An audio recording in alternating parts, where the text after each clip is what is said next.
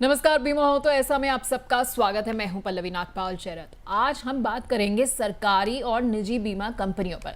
दरअसल general insurance sector में लंबे समय से निजी और सरकारी कंपनियों की टक्कर चल रही है, लेकिन अब हालात बदलते हुए नजर आ रहे हैं। आंकड़े ये बता रहे हैं कि सरकारी कंपनियों ने न केवल प्रीमियम कलेक्शन में बढ़त बनाई है, बल्कि मार्केट शेयर भी बढ़ाया है। दूसरी तरफ बड़ी बड़ी प्राइवेट कंपनियां पीछे छूट रही हैं। तो आज चर्चा इसी बारे में कि आखिरकार ऐसा क्यों हो रहा है। तो आज के शो में हम ये आपको बताएंगे कि जून तिमाही में बीमा सेक्टर में आखिरकार क्या बदलाव हुआ है। इसके अलावा हम इस बारे में भी चर्चा करने वाले हैं कि सरकारी बीमा कंपनियों से कितनी पीछे हैं प्राइवेट कंपनियां। तो देखिए, ये कई बड़े मुद्दे हैं जो आज के शो में हम उठाने वाले हैं, और इसके अलावा हम इस बारे में भी बात करने वाले हैं कि निजी कंपनियों की आखिरकार क्यों घटी बाजार में हिस्सेदारी। देखिए, ये काफी अहम मुद्दे हैं और इन्हें समझना बहुत जरूरी हो जाता है। हम बात करेंगे कि सरकारी कंपनियों में लोगों का भरोसा जो है वो क्यों बढ़ने लग गया है। इसके अलावा हम आपको ये भी बताएंगे कि आप एक ग्राहक होने के नाते जो है कैसे चुन सकते हैं अपने लिए सही बीमा कंपनी, और सही बीमा कंपनी चुनने के कुछ खास टिप्स भी हम आपको देंगे। तो शो में ये सारी चर्चा होगी, लेकिन उससे पहले हम ये देखते हैं कि कानपुर के सुधीर वर्मा का बीमा से जुड़ा अनुभव कैसा रहा और क्यों उन्हें बीमा कंपनी में बदलाव करना पड़ा। कानपुर के एक निजी कंपनी में सेल्स मैनेजर सुधीर वर्मा ने 2 साल पहले एक प्राइवेट कंपनी से हेल्थ इंश्योरेंस लिया था। शुरुआती अनुभव अच्छा था, लेकिन एक दुर्घटना के चलते जब उन्हें अस्पताल में भर्ती होना पड़ा, तब क्लेम के वक्त बार बार डॉक्यूमेंट मांगने और प्रक्रिया में देरी ने उन्हें परेशान कर दिया। इस साल उन्होंने सरकारी बीमा कंपनी में अपनी पॉलिसी पोर्ट कराई। प्रीमियम भी कम रहा और इस साल बेटे की बीमारी के वक्त अस्पताल के क्लेम की प्रक्रिया सुगम रही। उनका मानना है कि सरकारी बीमा में पारदर्शिता और भरोसा ज्यादा मिला।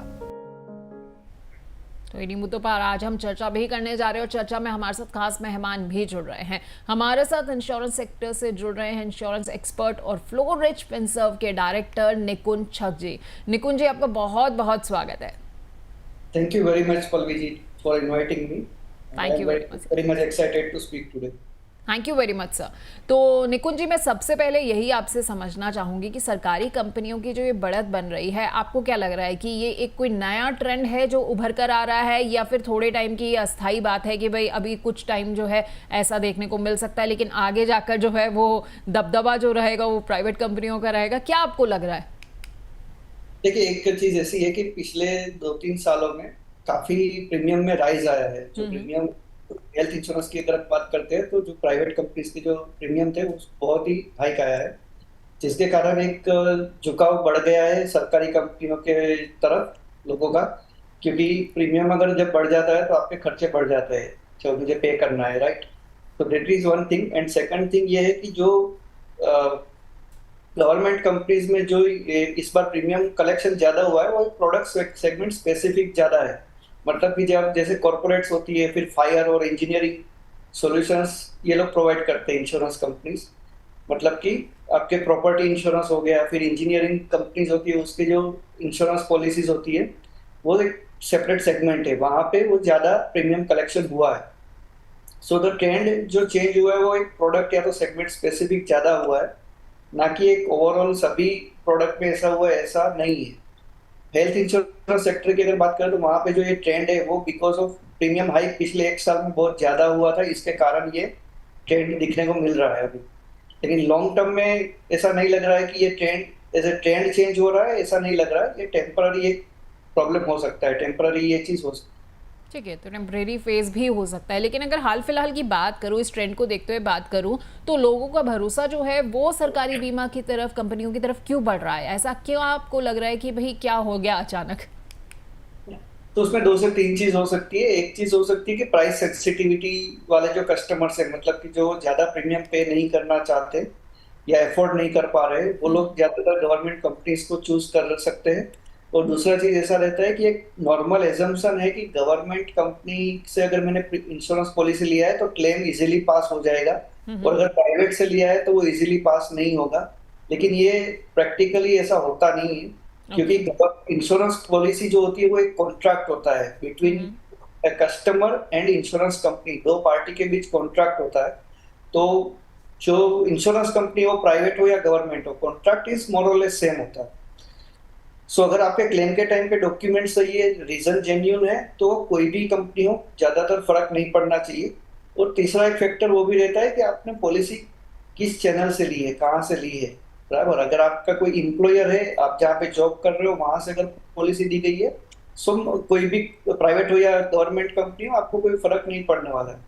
तो ये सब फैक्टर्स रहते हैं जिसके कारण लोगों का भरोसा ज्यादातर सरकारी बीमा कंपनी की ओर बढ़ रहा है। लेकिन ये अगर प्राइस सेंसिटिविटी की बात करें तो जैसे जैसे प्राइस के साथ एक बार वो एक्वेंटेड हो जाएंगे लोग, तो वो अपने आप फिर प्राइवेट की तरफ भी लोग जा सकते हैं। This is assumption. ठीक है, तो प्राइवेट की तरफ जा सकते हैं, लेकिन जैसे कि आपने कहा कि प्राइवेट में जो है वो प्रीमियम का ज़्यादा हो गया होगा, तो ये भी वजह हो सकती है। बट क्या प्राइवेट में जो कंपनियों का प्रीमियम बढ़ा है, तो क्या सुविधाएं जो हैं वो बढ़ रही हैं कि सुविधाएं जो है पहले जैसी हैं? सुविधाएं तो जो पहले भी यही थी, लेकिन पिछले एक साल में काफी नई नई प्रोडक्ट्स मार्केट में आई है। अलग अलग प्राइवेट कंपनीज ने ऐसी प्रोडक्ट निकाली है जहाँ पे उसके फीचर्स और जो एड-ऑन्स रहते हैं वो उस टाइप के हैं कि जो गवर्नमेंट कंपनीज में वो लोग ऐसे प्रोवाइड भी नहीं करते। जैसे फॉर एग्जांपल, जैसे आपका जो सम एश्योर्ड होता है, जैसे मैंने 10 लाख की हेल्थ इंश्योरेंस पॉलिसी ली है, तो उसमें हर साल 100% से इंक्रीज होता है फॉर लाइफ टाइम। मतलब कि आपने क्लेम किया है कि नहीं किया हो, आज ये साल 10 लाख की पॉलिसी है, नेक्स्ट ईयर 20 की हो जाएगी, फिर 30 की, 40 की, मतलब 10 साल में आपकी पॉलिसी 1 करोड़ की हो जाएगी, 20 साल में 2 करोड़ की हो जाएगी। ठीक है। राइट। तो इस टाइप के जो फीचर्स है वो गवर्नमेंट कंपनीज में आज की तारीख में भी नहीं आ रहे। उसमें ज्यादा से ज्यादा आपको 50% या 100% टोटल इंक्रीज करके दे रहे हैं। दूसरा चीज ये रहता है कि प्राइवेट कंपनीज जो है वहां पे एक फीचर क्या रहता है कि आपका जो क्लेम प्रोसेसिंग है ना, वो इन हाउस होता है। मतलब कि उसकी खुद की डॉक्टर्स की टीम रहती है जो क्लेम सेटलमेंट का पूरा प्रोसेस देखती है। जबकि जो गवर्नमेंट कंपनीज होती है उसमें क्लेम सेटलमेंट होता है, वो एक थर्ड पार्टी एडमिनिस्ट्रेटर करके सेपरेट कंपनी वो पूरा प्रोसेस देखती है। तो वो सब चीजें जिसके कारण सुविधाएं तो काफी ज्यादा है ही प्राइवेट कंपनी में, प्रीमियम बढ़े है, उसके रीजन दूसरे भी है। नॉट ओनली कि फैसिलिटी बढ़ी है, प्रीमियम जो बढ़े उसके रीजन वो भी है कि आपका जो इन्फ्लेशन है, पिछले काफी सालों से इंडिया में मेडिकल का इन्फ्लेशन बहुत ज्यादा है। Currently it is around 14% average. उसके कारण प्रीमियम बढ़ रहा है, और जो फैसिलिटीज है, जो प्रोडक्ट भी जो इवॉल्व हो रही है, वो बहुत ही बढ़िया हो रही है प्राइवेट कंपनीज की। ठीक है, तो प्राइवेट कंपनीज़ की फैसिलिटीज़ जो हैं वो अच्छी हैं, इन्फ्लेशन भी एक बड़ा रीज़न है जिसकी वजह से जो है प्रीमियम बढ़ रहे हैं। लेकिन निकुंज जी, फिर हेल्थ इंश्योरेंस की ग्रोथ जो है उसकी रफ्तार क्यों आधी रह गई है? ऐसा क्या हो गया अचानक?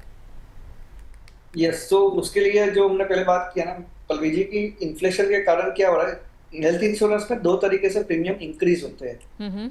वन इज एज फैक्टर, कि जैसे जैसे आपका एज ज्यादा होता है वैसे हर 5 साल में आपका इंश्योरेंस का प्रीमियम बढ़ सकता है, हेल्थ इंश्योरेंस का प्रीमियम इंक्रीज होता है एज के मुताबिक। और दूसरा फैक्टर रहता है आपका इन्फ्लेशन रहता है, मतलब कि मेडिकल प्रोसीजर्स के जो खर्चे हैं वो कितने महंगाई से बढ़ रहे हैं, उसके बेस पे आपका जो प्रीमियम अमाउंट है वो एडजस्ट करती है इंश्योरेंस कंपनी।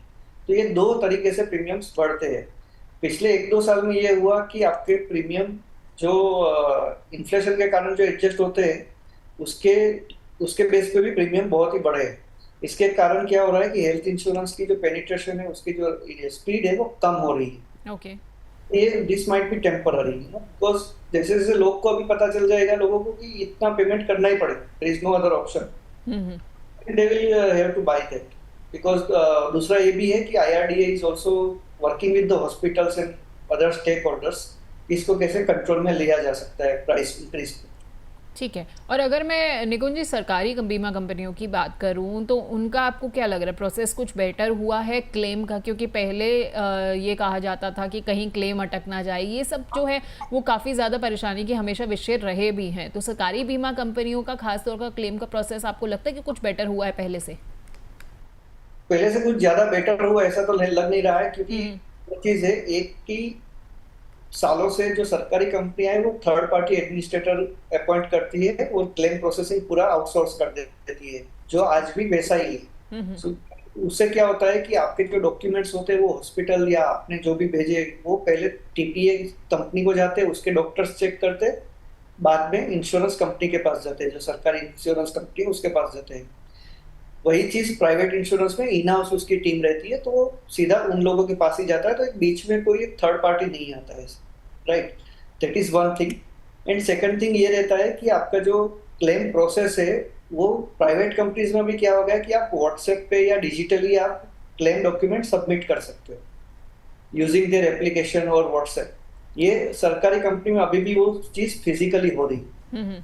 सो वो इस तरह से अगर हम देखें तो क्लेम प्रोसेसिंग अभी भी बेहतर नहीं हुआ है सरकारी कंपनी में, लेकिन आगे जाके ये चीज हो सकती है, इम्प्रूवमेंट के चांसेस है। ठीक है, तो इम्प्रूवमेंट के चांसेस जो हैं वो हमें नज़र आते हैं और उम्मीद करते हैं कि आने वाले वक्त में जो है वो इम्प्रूवमेंट होगा, क्योंकि वो अल्टीमेटली कंज्यूमर के फ़ायदे के लिए ही है। लेकिन निकुंज जी, आईसीआईसीआई जैसे ब्रांड्स का मार्केट शेयर गिरना ये किस बात का संकेत आपको दे रहा है?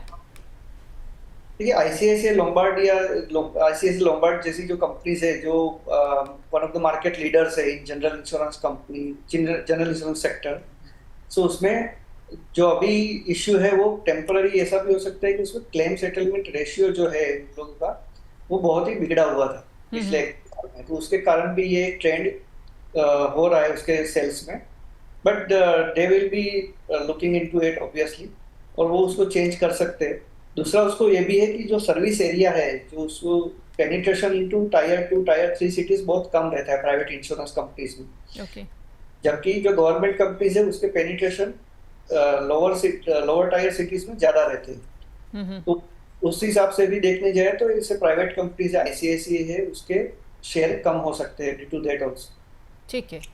और निकुंज जी, अगर मैं ऑटो इंश्योरेंस की बात करूं, ऑटो इंश्योरेंस अगर कोई ले रहा है तो ग्राहक जो है उसे किस आधार पर जो है वो चुनाव करना चाहिए? सरकारी कंपनी चुने, प्राइवेट बीमा चुने, किस आधार पर जो है वो ये चुनाव करे? राइट। तो जब हम कार इंश्योरेंस की, ऑटो इंश्योरेंस की जब बात करते हैं तो आपको दो चीज खास ध्यान में रखनी चाहिए कि नेटवर्क गैरेजेस, उसमें भी कैशलेस नेटवर्क गैरेज होता है। ओके। तो वो कौन सी कंपनी का बेटर आपके एरिया में है, आप जहाँ पे रहते हो उसके आजू बाजू में कहाँ पे बेटर एक नेटवर्क है कौन सी कंपनी का, वो एक चेक करना पड़ेगा। और दूसरी चीज की जो आपका, जहाँ से आपने कार परचेस की है, जहाँ से आपने ऑटोमोबाइल परचेस किया है, सर्विस सेंटर कौन सी कंपनी का इजीली एक्सेप्ट कर रहा है, क्योंकि आपको अल्टीमेटली सर्विस तो वहीं पे करवाने जाना है। तो आपने जो कंपनी का लिया है वो वहां पे वो सर्विस प्रोवाइड नहीं कर रहा है, केसलेस नहीं प्रोवाइड कर रहा है, तो फिर वो मुश्किल आ सकती है।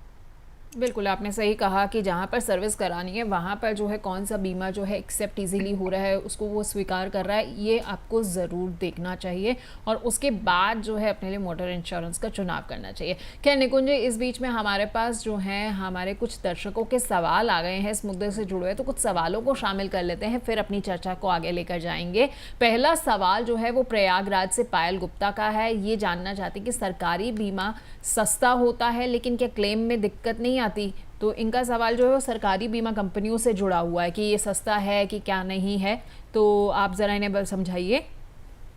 सो पायल जी को मैं बताना चाहूंगा कि जो क्लेम एक्सपीरियंस है ना वो बहुत ही सब्जेक्टिव हो जाता है, क्योंकि एक बार हमने क्लेम किया, वहां पे अच्छा एक्सपीरियंस आ गया, लेकिन फिर अगेन आपने दूसरी बार जब सेकंड क्लेम कर रहे हो तब शायद आपका एक्सपीरियंस अच्छा ना भी हो, क्योंकि आपके डॉक्यूमेंट्स किस टाइप के बने हैं और आपको एक्चुअली क्या इश्यू था, उसका जो डॉक्यूमेंट हॉस्पिटल सबमिट कर रही है वो डॉक्यूमेंट किस टाइप के बने हैं, वो सब चीज उसमें प्ले करती है।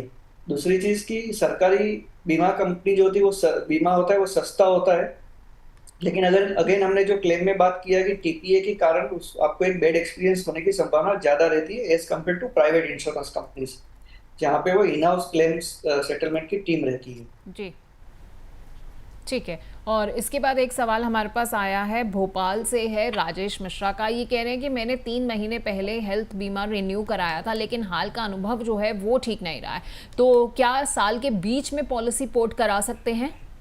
राइट। तो राजेश जी का सवाल बहुत ही अच्छा है, क्योंकि जब इंश्योरेंस हम लेते हैं और हेल्थ इंश्योरेंस की अगर हम बात करें तो वहाँ पे पोर्टेबिलिटी करके बहुत ही बढ़िया फीचर होता है, जहाँ पे अगर एक कंपनी के साथ मुझे बीमा की पॉलिसी नहीं रखनी है और मुझे दूसरी जगह पे जाना है, दूसरी कंपनी के साथ जाना है, तो मेरे जो प्रीवियस पॉलिसी है उसकी कंटिन्यूटी बेनिफिट मुझे मिलता है। तो पोर्टेबिलिटी करना बहुत ही अच्छा ऑप्शन रहता है हमारे पास, लेकिन वो पोर्टेबिलिटी जब रिन्यूअल ड्यू होता है उसी टाइम पे हम कर सकते हैं, बिटवीन द ईयर हम नहीं कर सकते। मतलब कि आपकी पॉलिसी अगर जनवरी में ड्यू है तो आपको कम से कम 30 दिन पहले अपने एजेंट या अपने इंश्योरेंस कंपनी को इंटीमेट करना है कि मुझे दूसरी जगह पे पोर्ट करना है। तो वो सब प्रोसीजर आपको करने में अबाउट 30 दिन का गैप चाहिए। दिस IRDA की रिक्वायरमेंट है। ठीक है। दूसरी चीज़ खास ये भी ध्यान में रखना है, जब आप पोर्टेबिलिटी करते हो तो पूरा अंडरराइटिंग फिर से होता है। तो आपको जो भी मेडिकल कंडीशन अगर कोई डेवलप हुई है तो आपको पूरा डिस्क्लोजर ध्यान से करना है। उसमें कोई भी चीज़ छूट गई तो आपको बहुत दिक्कत आ सकती है। ठीक है, तो आपको इन चीज़ों का ख्याल रखना है। जैसे निकुंज जी ने बताया, आपको इंटीमेट जो है वो अपनी हालिया कंपनी को पहले कर देना है, कम से कम 30 दिन पहले, कि आप पोर्ट कराना चाहते हैं और साल के बीच में जो है आप पोर्ट नहीं करा सकते हैं। अगला सवाल पुणे से अर्जुन सेन का है। निकुंज जी ये जानना चाहते हैं कि हेल्थ इंश्योरेंस लेने के लिए कौन सी सरकारी कंपनी जो है वो बेहतर है? राइट, सो हेल्थ इंश्योरेंस में अगर हम देखने जाए अर्जुन जी, तो new India assurance and United India, ये दोनों बहुत ही पॉपुलर है और उसके प्लान्स भी अच्छे हैं। और उसके जो पॉलिसी परचेज है वो उसकी वेबसाइट से भी आप कर सकते हो और काफी सारे ऑनलाइन पोर्टल्स से भी अवेलेबल है।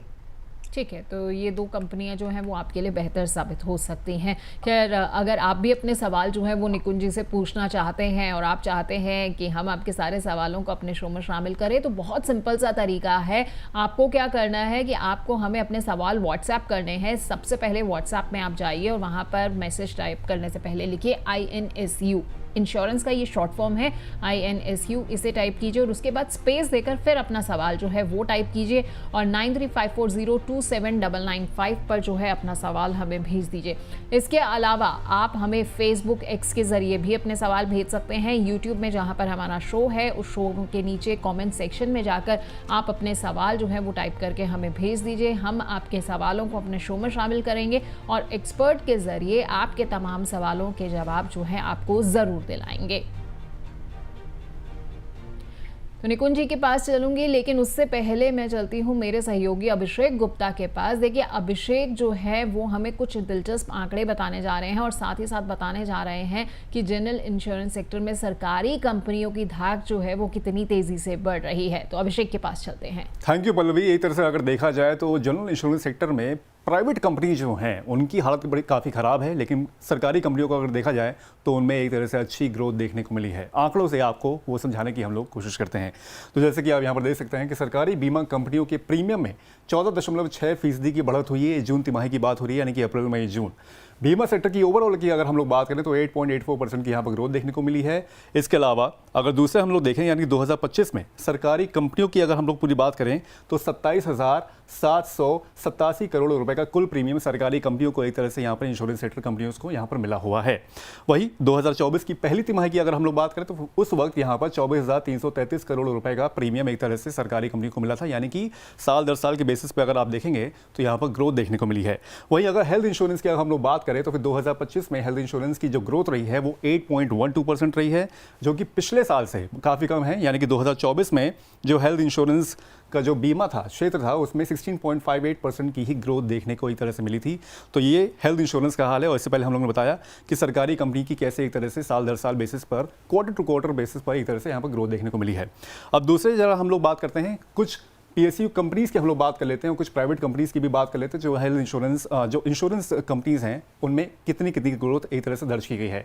तो यहाँ पर आप देख सकते हैं कि न्यू इंडिया इंश्योरेंस की जो ग्रोथ हुई है, जून तिमाही की यहाँ पर दोबारा बात हो रही है, 15.2% की ग्रोथ यहाँ पर दर्ज की गई है। इसके अलावा ओरिएंटल इंश्योरेंस की अगर हम लोग बात करें तो 21.4% की यहाँ पर ग्रोथ देखने को मिली है।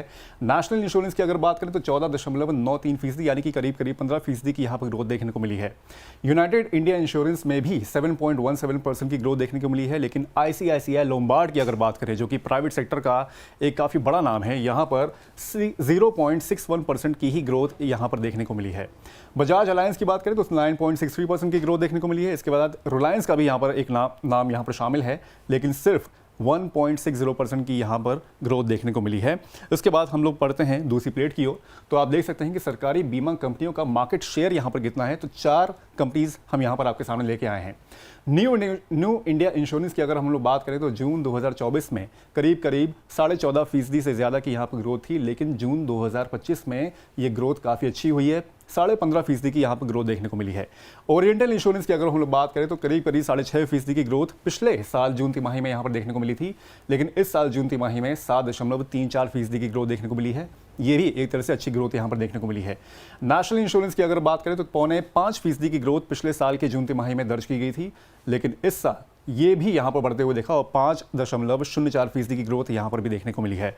लेकिन ICICI और लंबार्ड का हाल यहाँ पर भी थोड़ा सा बेहाल है। 10.5% की ग्रोथ पिछले साल यहाँ पर देखने को मिली थी, लेकिन इस बार ग्रोथ वैसी नहीं हुई है। 9.75% की ही ग्रोथ यहाँ पर दर्ज करी गई है। तो एक तरह से जो सरकारी कंपनियां हैं उनका एक तरह से बोलबाला है इस साल की अगर बात करें। वही प्राइवेट सेक्टर की जो कंपनीज हैं उनमें थोड़ी सी दिक्कत देखने को मिल रही है। तो ये है पूरी जानकारी। Over to you Pallavi. ठीक है, तो थोड़ा सा प्राइवेट कंपनियों का हाल जो है वो बेहाल है, जैसा कि अभिषेक हमें बता रहे थे। अभिषेक, बहुत बहुत शुक्रिया ये तमाम आंकड़े जो हैं हमारे दर्शकों तक पहुंचाने के लिए। वापस मैं निकुंज जी के पास चलती हूँ। निकुंज जी, हम क्या करते हैं कि हम हमेशा ना ये जब भी कोई चीज़ का सिलेक्शन करना होता है, अच्छा इसकी कीमत कम है ये खरीद लेते हैं। ऐसे ही जब इंश्योरेंस की भी बात आती है तो हम देखते हैं कि प्रीमियम जो है इस कंपनी ये कंपनी जो है मुझे कम दे रही है, तो चलिए सरकारी कंपनी का चुनाव कर लेते हैं। तो क्या सिर्फ कम प्रीमियम देखकर सरकारी या फिर प्राइवेट कंपनी चुनने का फैसला जो है वो सही रहता है? बहुत ही अच्छा सवाल है पल्लवी जी, क्योंकि हमारे साथ क्या होता है कि हम FMCG प्रोडक्ट्स, मतलब कि कोई साबुन, शैम्पू, टूथपेस्ट, पाउडर लेते हैं ना, वो महंगा ढूंढते हैं कि चलो महंगा होगा तो अच्छा होगा, उसमें केमिकल्स कम होते हैं। लेकिन जब ऐसी प्रोडक्ट लेने जाते हैं जैसे हेल्थ इंश्योरेंस है या लाइफ इंश्योरेंस है, वहां पे हम सस्ते से सस्ता ढूंढने की कोशिश करते हैं, राइट। लेकिन फिर क्या होता है कि अगर हमने ऐसी कोई प्रोडक्ट में ऐसी कोई इंश्योरेंस पॉलिसी ले ली है जहां पे मुझे सर्विस अच्छी नहीं मिल सकती है अगर फ्यूचर में क्लेम के टाइम पे, तो मेरा जो वेल्थ मैंने जो बनाया, मेरा जो पोर्टफोलियो बनाया, मेरा जो पैसा मैंने सेव किया, वो सब वहां पे डूब सकता है, राइट। तो कम प्रीमियम के ट्रैप में फंसने से बेटर है कि आपको सर्विस के ऊपर फोकस करना पड़ेगा कि कौन सी कंपनी का सर्विस मेरे एरिया में बेटर मिल रहा है। कैशलेस नेटवर्क जो है वो मेरे एरिया में कौन सी कैशलेस हॉस्पिटल्स का नेटवर्क कौन सी कंपनी का बेटर है। और दूसरा चीज, एक खास चीज रहती है कि 2 से 5% बचाने के चक्कर में हम लोग ऑनलाइन पॉलिसी परचेस करने जाते हैं। बेटर कि आपके एरिया में जो अच्छा सा कोई एजेंट ढूंढिए और उसके पास से लीजिए, भले ही वो आपको 5% महंगा पड़े, लेकिन क्लेम के टाइम पे आपको दौड़ना नहीं पड़ेगा और उसका गाइडेंस भी आपको मिल सकता है। ये आपने बहुत अहम बात जो है वो हमारे दर्शकों को बताई है कि जब भी आपके पास ये होती है ऑप्शन, विकल्प आपके पास है कि भाई मैं कहाँ से पॉलिसी लूँ, तो आप एक एजेंट जो है ऐसा भरोसेमंद एजेंट लीजिए जिससे आप जो है जब भी कभी क्लेम करने की आपको नौबत आती है तो वो कम से कम आप उसकी मदद ले सकते हैं। क्योंकि ऑनलाइन में जो है वो आप कहाँ जाएंगे, कस्टमर केयर पे कितनी बार नंबर मिलता है, और IVR से तो आजकल मुझे लगता है निकुंज जी सभी लोग जो है काफ़ी परेशान है। और सर्विस एक्सपीरियंस की अगर निकुंज जी बात करूँ तो इसको लेकर जो है सरकारी कंपनीज बनाम प्राइवेट कंपनीज की जंग जो है वो हमेशा दिखती रही है। तो अब आपको क्या लग रहा है कि ये जंग किस नए मोड़ पर है?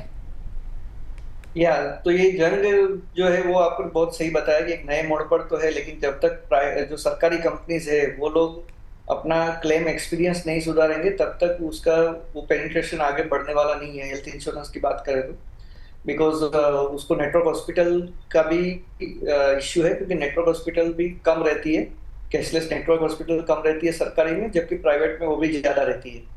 तो वो भी एक फैक्टर रहता है। ठीक है, तो फैक्टर्स जो हैं वो काफ़ी सारे अहम है। लेकिन क्या ये जो बदलाव सारा है ये सरकारी इंश्योरेंस कंपनियों की डिजिटल पहल का परिणाम हम इसे मान सकते हैं कि भाई डिजिटल लेवल पर जो है वो कंपनियां काफ़ी अब आगे आ रही हैं, काफ़ी पहल कर रही हैं? थोड़ा बहुत वो भी एक फैक्टर प्ले कर रहा है यहाँ पे, क्योंकि काफी सारी सरकारी कंपनीज अभी अपनी वेबसाइट पे भी पॉलिसीज सेल करना चालू कर दिया है, जो पहले नहीं था। तो ये सब डिजिटलाइजेशन के कारण वो भी एक फैक्टर है कि उसका मार्केट शेयर बढ़ रहा है। लेकिन दूसरा एक चीज वो भी है कि जो सेगमेंट वाइज उसका जो पेनिट्रेशन है, मार्केट शेयर है, वो बढ़ रहा है। मतलब कि जो फायर और इंजीनियरिंग जैसी पॉलिसीज में वहां पे उसको ज्यादा ग्रोथ मिल रही। ठीक है, और अगर मैं निकुंज जी अगले 5 साल की बात करूं तो आपको क्या लग रहा है कि ये ट्रेंड जो है वो किस ओर जाएगा और कितना गहरा हो सकता है ये ट्रेंड?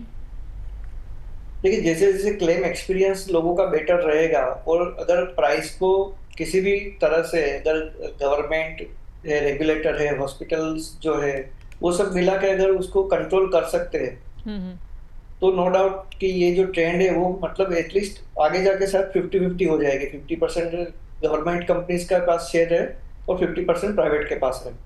ठीक है, तो 50-50 वाली जो है वो मार्केट सिचुएशन हमें आगे जाकर जो है देखने को मिल सकती है। खैर निकुंज जी, इस बीच में हमारे पास कुछ और हमारे दर्शकों के भी सवाल आए हैं, तो कुछ और सवालों को भी ले लेते हैं, फिर अपनी चर्चा को आगे लेकर जाएंगे। कोलकाता से प्रियंका गुप्ता का जो है हमारे पास सवाल आया है। ये कह रही है कि मैं ऑनलाइन तरीके से जो है वो कार पॉलिसी खरीदती रही हूँ, क्या सरकारी कंपनियां भी ऑनलाइन सुविधाएं इस तरह की दे रही हैं? इसको प्रियंका जी की ऑनलाइन भी सरकारी कंपनीज की जो कार पॉलिसी है वो भी मिल रही है। आप उसकी वेबसाइट पे जाके भी ले सकते हैं, और बहुत सारे जो एग्रीगेटर्स है, ऑनलाइन एग्रीगेटर्स है, उसकी वेबसाइट से भी उसके प्लान आपको परचेज कर सकते हो। ठीक है, तो ऑनलाइन तरीके से भी जो है आप पॉलिसी ले सकती हैं प्रियंका जी। अगला सवाल आगरा से रवि साहू का है। ये कह रहे हैं कि प्राइवेट बीमा कंपनियां क्या सरकारी कंपनियों से ज़्यादा विकल्प देती हैं? फैसला लेने में किन बातों का ख्याल रखना चाहिए? In case of health insurance की जब हम बात करते हैं तो वहाँ पे वही होता है रवि जी कि आपको बेटर फीचर्स और ज़्यादा एडॉन्स जो है आपके रिक्वायरमेंट के हिसाब से आप एडॉन्स ले सकते हो, और ज़्यादा फीचर्स आपको प्राइवेट कंपनी ऑफर कर रही है। तो वो मेरा तो मानना वही रहेगा कि आपको वो देखना है कि अगर आपकी अफोर्डेबिलिटी सही है, अफोर्डेबिलिटी में आ रहा है, तो प्राइवेट कंपनीज की पॉलिसी आपको लेनी चाहिए। ठीक है। और जयपुर से दीपक श्रीवास्तव ने एक सवाल भेजा है। ये जानना चाहते हैं कि इन्हें ऑफिस की तरफ से यूनाइटेड इंडिया की हेल्थ पॉलिसी मिली हुई है, ये खुद भी एक पॉलिसी लेना चाहते हैं, तो ये जानना चाहते हैं कि प्राइवेट पॉलिसी लेना इनके लिए बेहतर रहेगा या फिर सरकारी? बहुत ही बढ़िया सवाल है दीपक जी का, कि यहाँ पे अगर उसके पास यूनाइटेड इंडिया की पॉलिसी ऑलरेडी है जो उसके प्रोवाइड कर रहे हैं, तो उसको पर्सनल पॉलिसी उसके पास 100% होनी चाहिए। पल्लवी जी, यहाँ पे मैं एक चीज बताऊंगा कि दीपक जी का जो सवाल, उसके ऊपर मुझे एक बात याद आ गई जी। कि कंपनी का इंश्योरेंस और कंपनी का लैपटॉप कंपनी का ही होता है, वो हमारा नहीं होता है। तो दीपक जी जो सवाल है वो बहुत ही अच्छा है, क्योंकि आपके पास पर्सनल हेल्थ इंश्योरेंस होना ही चाहिए, भले ही आपकी कंपनी प्रोवाइड कर रही है। क्योंकि जॉब लॉस हो गया या आपने कोई जॉब चेंज किया, तो उस टाइम पे आपको पर्सनल हेल्थ इंश्योरेंस की जरूरत पड़ सकती है। So that is one thing. Now question पे अगर आते हैं, तो प्राइवेट कंपनी की पॉलिसी अगर वो लेते हैं तो वो ज्यादा बेटर रहेगा, क्योंकि गवर्नमेंट कंपनी की ऑलरेडी एम्प्लॉयर प्रोवाइड कर रहा है। दूसरा, उसको वो ध्यान में रखना है कि नेटवर्क हॉस्पिटल आपके एरिया में कौन सा है। और यहाँ पे एक चीज ये भी हम डिस्कस कर सकते हैं पल्लवी जी, कि अभी IRDA ने एक नया फीचर बोला है कंपनीज को निकालने के लिए, और काफी सारी कंपनी, इवन गवर्नमेंट कंपनीज ने भी वो फीचर चालू कर दिया है, एनीवेयर कैशलेस करके। मतलब एक कैशलेस नेटवर्क हॉस्पिटल का एक लिस्ट होता है, मान के चलो कि 10,000 हॉस्पिटल्स कोई कंपनी के पास है नेटवर्क में, लेकिन आप जहाँ पे रहते हो उसके बाजू में कोई छोटी सी हॉस्पिटल है जो उसके नेटवर्क में नहीं है, लेकिन आपको वहाँ पे कोई प्लान एडमिशन करना है, तो आप इंश्योरेंस कंपनी को अप्रोच कर सकते हो कि मुझे ये प्रॉब्लम है, यहाँ पे ये मुझे प्रोसीजर करनी है, और ये हॉस्पिटल है, ये डॉक्टर का नाम है, और इतना खर्चा होने वाला है, मुझे कैशलेस में ये प्रोसीजर करनी है।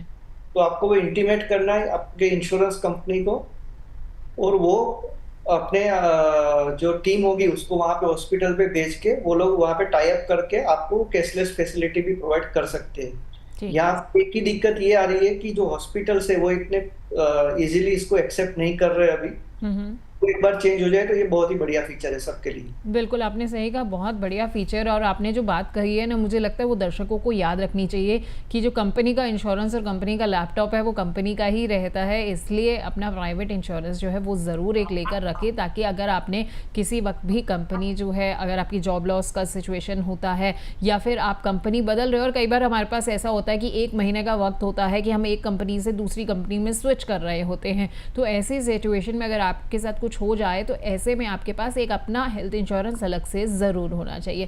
खैर निकुंज जी, आखिर में मैं आपसे ना एक चीज़ जानना चाहूँगी, अगर हम आज के डेटा और ग्राउंड एक्सपीरियंस को देखें तो एक आम व्यक्ति को हेल्थ या फिर मोटर बीमा लेते हुए किन किन बातों का जो है वो ख्याल रखना चाहिए, उसे किन बातों को प्राथमिकता देनी चाहिए?